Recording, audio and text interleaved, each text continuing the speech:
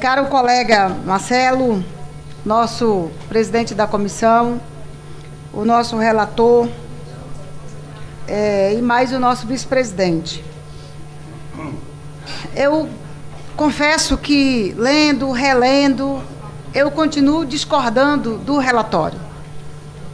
Continuo discordando, não consigo ainda concordar com o parecer, deputado. Mas eu também devo reconhecer que houve um esforço, Samuel, gigantesco da sua parte, para chegar até aqui. Porque eu mesma, na última reunião, fiz algumas referências de mudanças importantes no relatório, que eu vou, inclusive, eu fiz questão de escrever, de anotar, para mim não esquecer as questões.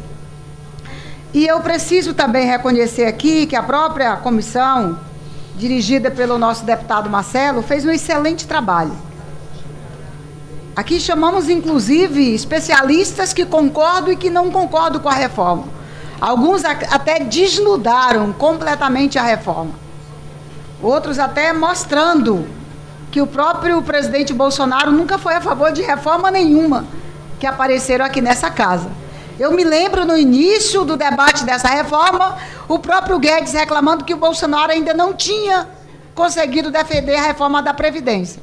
Acho que o Guedes pressionou muito ele para ele poder defender essa reforma aí, mas parece que nem o próprio presidente da República quer esta reforma.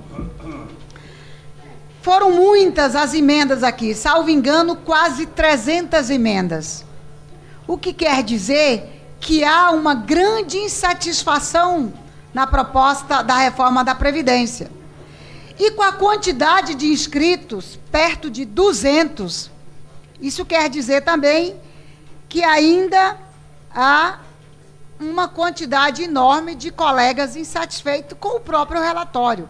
Apesar que eu reconheço, já reafirmei aqui, houve um esforço da sua parte. Então, senhor presidente, colegas parlamentares, ninguém quer estar nessa reforma, ninguém. O que eu vi muitos parlamentares se pronunciando aqui, alguns até defendendo, mas defendendo para os outros. Quando mexia na sua categoria, ele já pulava. Não, mas isso aqui não. Então, vamos aqui ver a seguinte questão. Os militares, eles não quiseram estar nessa reforma. Eles conquistaram uma reforma específica para eles, que eu concordo com elas. Até já pedi ao PCdoB para mim estar na comissão especial que vai debater a reforma da Previdência dos militares. Aliás, eu gostaria muito que todos os trabalhadores do país que vieram pedir, pelo amor de Deus, para a gente mudar a proposta da reforma da Previdência do Bolsonaro, tivessem essa oportunidade que os militares tiveram de ter uma reforma da Previdência diferenciada. O fato é que a reforma da Previdência do Guedes não leva em consideração o modelo da Previdência de solidariedade, que nem hoje, em que os trabalhadores da ativa contribuem para a aposentadoria dos mais idosos, em que os trabalhadores urbanos contribuem para os rurais, e em que a contribuição de diversos segmentos sociais ajudam naqueles menos favorecidos. Então, a proposta original, ela não teve essa preocupação, e o relatório, de certa forma, seguiu isso aí.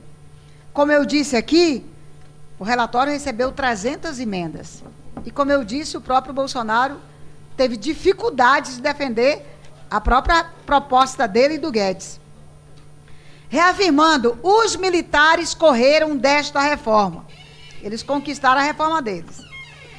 Os policiais, nenhum querem estar nessa reforma. Aliás, foram quem mais fez emendas para a reforma. Os policiais rodoviários federais não querem estar nessa reforma porque são prejudicados. Os policiais federais não querem estar nessa reforma. Os policiais civis, militares e bombeiros dos estados não querem estar nessa reforma. Os agentes penitenciários também não. Aliás, eles se sentem enganados, porque no dia 20, último, foram recebidos às 17 horas na presidência da República, pelo presidente Bolsonaro, os líderes do governo nesta casa, lhes foram prometidas mudanças. Eles até maneiraram no discurso contra o presidente da República, naquela manifestação que eles fizeram, mas foram enganados.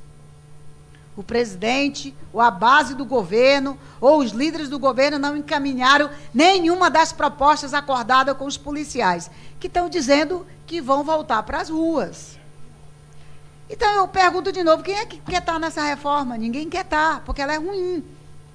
Os juízes e toda a magistratura não aceitaram nem discutir a possibilidade de eles estarem numa reforma.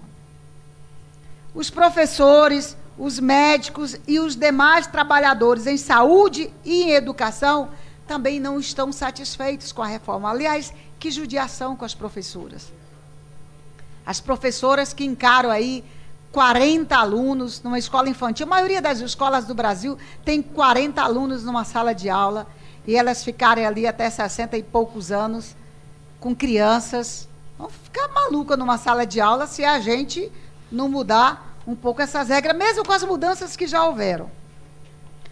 Agora, senhor presidente, não é verdade o discurso do governo de que essa reforma da Previdência, ela acaba com privilégios. Não é verdade isso. Aliás, toda fala minha aqui eu pergunto, que privilégios? Quais privilégios? A proposta que o Guedes trouxe de uma economia de 1 trilhão, em média, 800 bi saía daqueles que ganham menos de 3 salários mínimos. E, por acaso, você se aposentar com 3 salários mínimos é um privilégio? É óbvio que não. E o relatório também vai nesse eixo aí. O que me preocupa, e eu acho que o próprio governo, ou a própria comissão, ou o próprio relatório deveria encaminhar uma solução para os grandes devedores da Previdência. Não é nada menos do que 500 bilhões é o que deve a reforma da Previdência. Inclusive, a JBS, os bancos, que, aliás, seriam muito beneficiados, os bancos, se nós deixássemos aqui, se o relator tivesse mantido a questão da capitalização. Os bancos seriam os grandes beneficiados. E olha que eles já devem a Previdência, e nós, esta comissão que faz uma reforma da Previdência, o nosso relatório, ou o relatório do governo, ou a proposta que o governo mandou para cá, não encaminha nenhuma solução de como é que o Estado brasileiro poderia arrecadar os 500 bilhões dos grandes devedores. Esses, sim, são privilegiados e o governo não mexeu com eles. Então, senhor presidente, caro relator, eu reafirmo que houveram avanços. E eu disse isso aqui, inclusive, na minha fala anterior. E inclusive, considero que houve um esforço enorme do próprio Centrão, da esquerda nessa casa, do bloco de oposição e do povo na rua. Aqui mesmo, foram mais de 20 sessões, onde a oposição dizia todos os dias que não concordava com alguns absurdos que a proposta da reforma da Previdência trazia. E considero uma proposta importante, foi a retirada da capitalização. Essa sim é quebrar o país. Porque o que é a capitalização? É você desestimular os depósitos na Previdência Pública e jogar para os bancos, jogar para os amigos do Guedes, do banqueiro. Era isso que é, de fato, um resumo da capitalização. Aí eu pergunto, com a capitalização, quem mais vai perder é quem já se aposentou, que não pode ter tranquilidade. Porque se os depósitos na Previdência Pública é o que garante o pagamento da aposentadoria daqueles que já se aposentaram, e se você canaliza esses depósitos para o setor privado, para os bancos, como é que quem já se aposentou vai receber? Então, isso não tem o menor cabimento. Então, senhor presidente, considero que a saída da capitalização foi um dos maiores avanços do relatório. Agora, é preciso ficarmos atentos, porque pode sim ter um joguinho aí para voltar a capitalização do plenário. Eu quero ver deputado aqui nesta casa votar a favor de devolver a capitalização para o relatório e ter que chegar no seu estado e se explicar. Será que vão ter coragem de dizer àqueles que já se aposentaram que nós estamos botando em risco não só as aposentadorias futuras, mas também as aposentadorias daqueles que já se aposentaram? Isso é capitalização. Um outro avanço, senhor presidente, que eu considero necessário a gente, inclusive, resgatar aqui, E eu fui quem mais falei disso, foi a questão das regras draconianas que a PEC trazia sobre o BPC, o benefício de prestação continuada. Quando o ministro Guedes esteve aqui, eu citei o exemplo da dona Rosa, que vende tapioca numa banquinha lá em Cruzeiro do Sul. Mais ou menos até 11 horas da manhã ela está lá, pegando sol, vendendo a tapioca dela.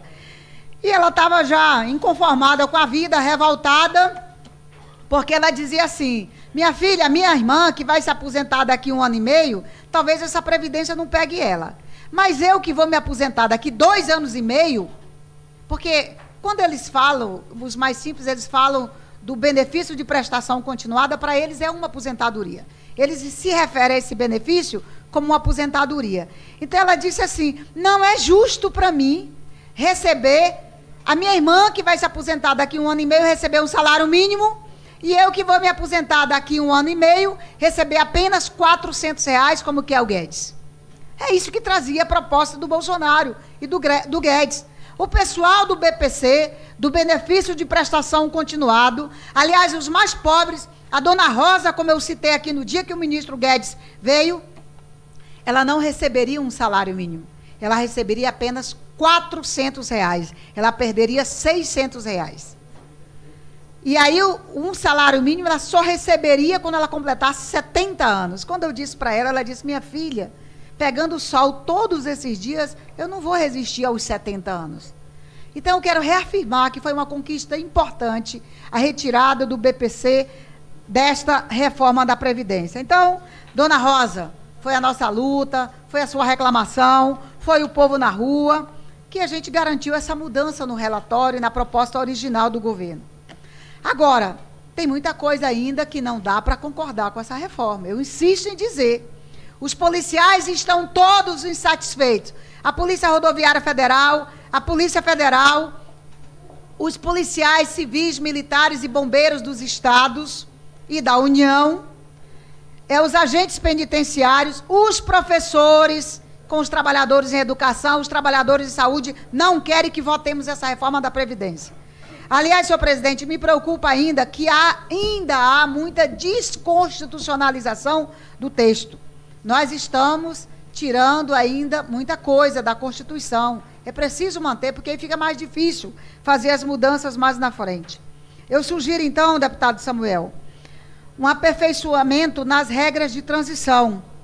Elas ainda são muito duras. Aliás, eu penso que todos os gabinetes estão recebendo mensagens todos os dias, pedindo mudança nas regras de transição.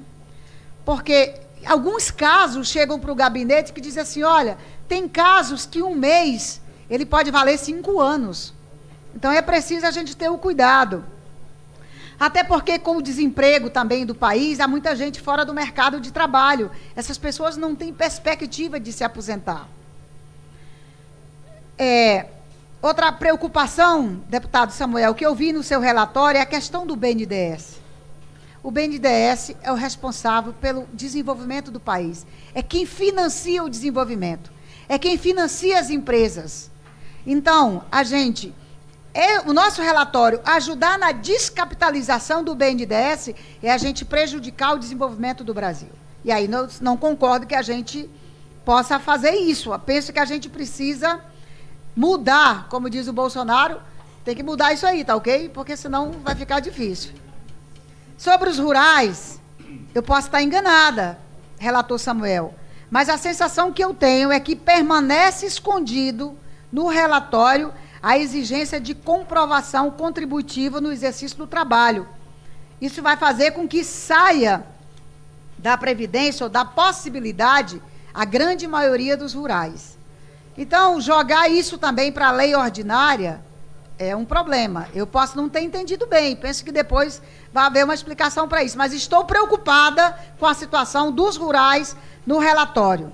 Justos rurais, que bota comida na nossa mesa. Eu costumo dizer o seguinte: o mamão, a banana, a macaxeira, o buriti, o açaí, a farinha, o peixe, a carne, tudo isso são eles que botam na nossa mesa. Então, nós temos que dar uma atenção para eles nesse relatório da Previdência.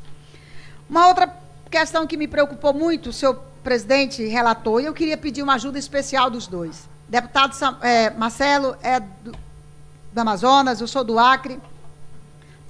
somos de uma região onde aconteceu a saga dos soldados, só para concluir, senhor presidente, aconteceu a saga dos soldados da borracha, e onde eles ajudaram no esforço de guerra. Deve ter menos de 10 mil hoje no Brasil, todos a partir de 90 anos. Em mandatos anteriores, nós conquistamos uma indenização, mas eles não recebem o que a gente chama de 13º. A maioria deles acima de 90 anos. Talvez vivam mais 5, 10 anos para a gente ser muito otimista. Então, eu penso que valia a pena uma homenagem desta comissão, no seu relatório, aos soldados da borracha. É um reconhecimento que o Brasil faria para esses heróis que ajudaram no esforço de guerra, para que eles recebam a gratificação natalina. Eles sonham com isso. É mais do que justo. Muito obrigada, colegas parlamentares.